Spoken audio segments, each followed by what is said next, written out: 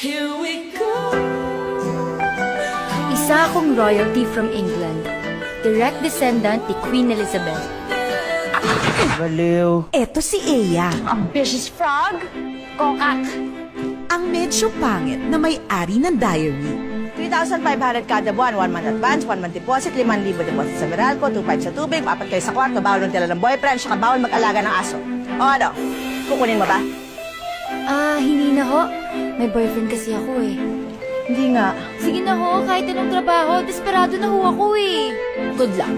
Sana magtagal ka. You don't have to be rude. Tama! Sino to? Si Cross, ang crush ng bayang pogi na. Monster naman. Ang anak ko is human, but also he is half halimaw. Mukha mo pala yun. Akala ko connected dots. Ay! Pangit na nga. Lampa pa.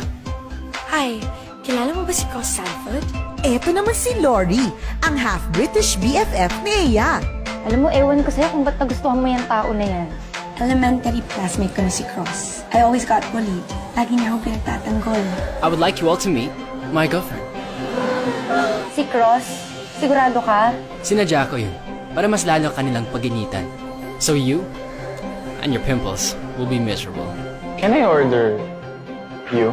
Take out? At si Chad, ang certified cutie na crush ni Eya. Nililigawan ko siya for 1 year. Di pa ako sinasagot eh.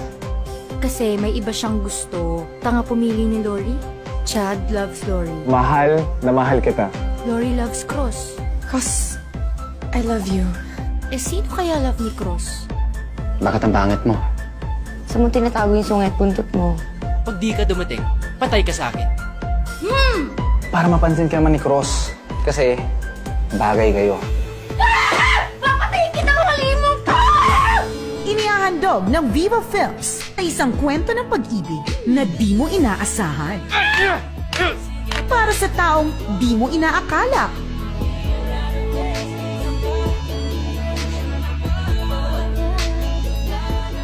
O ano? Paano nga ba kung ma-inlove ka sa isang taong alam mong hindi mai-inlove sa'yo kahit kailan?